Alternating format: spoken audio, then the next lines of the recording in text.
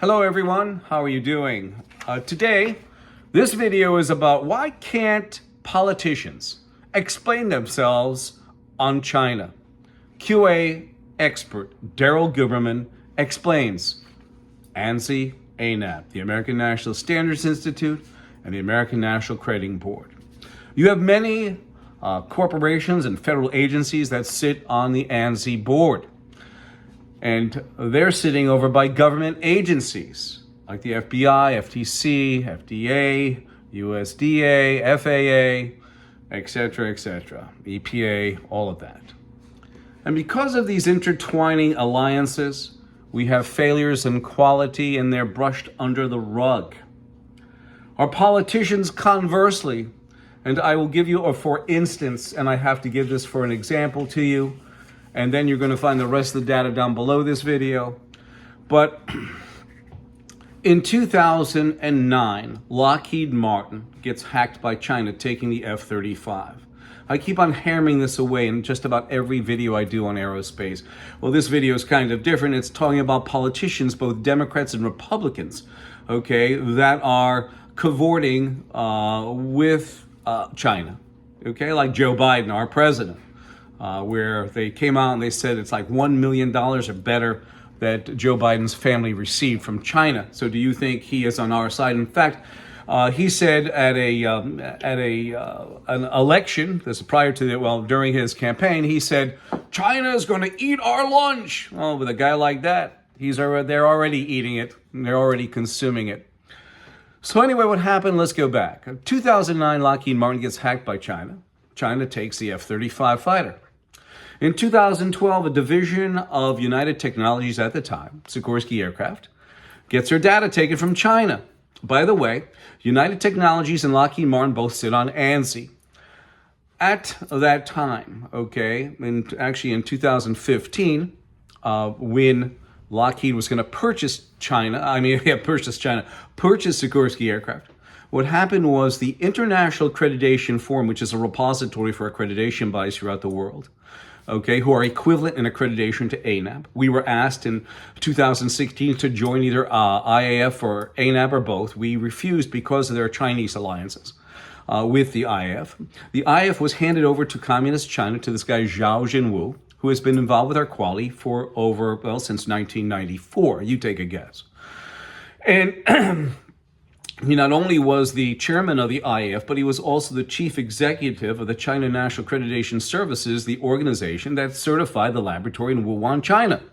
You move in a little bit even further, you find out that the vice president of accreditation for laboratory accreditation, Pamela Sale, under legal deposition, said in Texas around 2017, she says, from one laboratory to another, there are variances. There are really no protocols to follow. It's ad hoc, and it's up to whatever they want to do. It's freewheeling. So you're going to ultimately have a failure like you did in Wuhan, China.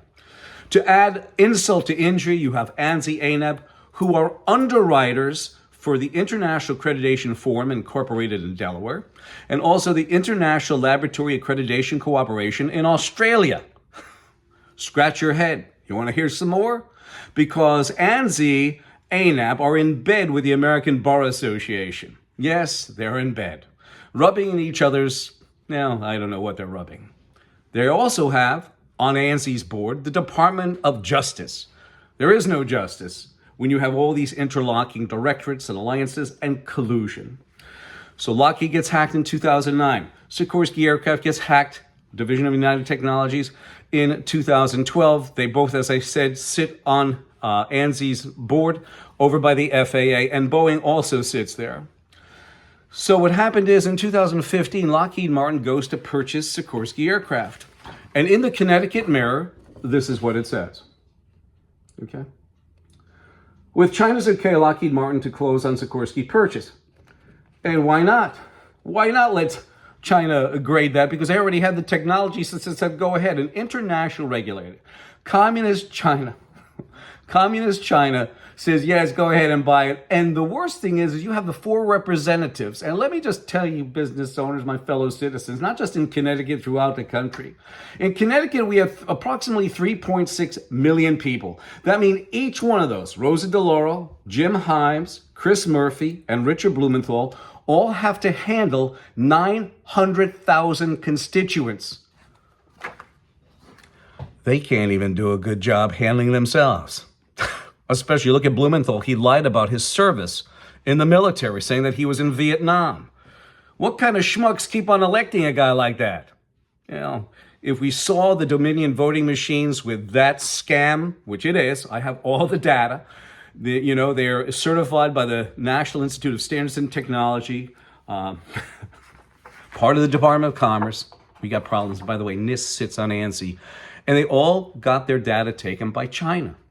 In fact, in 2013, the National Vulnerability Database, run by NIST, got their data taken. And then comes 8, 9, 10 years later, our Congress says, go ahead, come up with cybersecurity protocols, when they can't even keep their own data straight.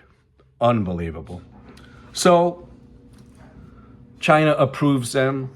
The 4 representation in Connecticut approves them. And the worst thing is, if you look on Lockheed Martin's disbursements lists, it lists all 50 states, and it has Democrats and Republicans on there. It will be in the description below. I'm going to leave this here, because when you have the President of the United States deeply embedded with China, getting payments from China, do you think he's on our side, ladies and gentlemen, my citizens? He is not. He is not at all. In fact, I'm going to say this to you, business owners.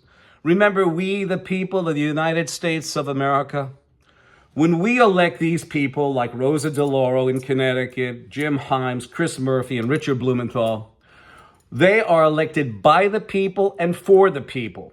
As soon as they take one lunch date with Lockheed Martin, $1 from Lockheed Martin, $1 from any corporation or private entity, okay, they are not doing the job for we, the people. Do you understand that? Do you understand it? I hope you do. My telephone number is 203-556-1493, or you can get me at Daryl, TQRS, @yahoo.com. I thank you, and I look forward to hearing from you. And again, this video, and you'll find everything you need in the description if you need any sort of data. The disbursements will be down there from Lockheed Martin, just to show you, and other items. It is why can't politicians, both Democrats and Republicans, explain their alliance on China? QA expert Daryl Guberman explains ANSI ANAB. I thank you.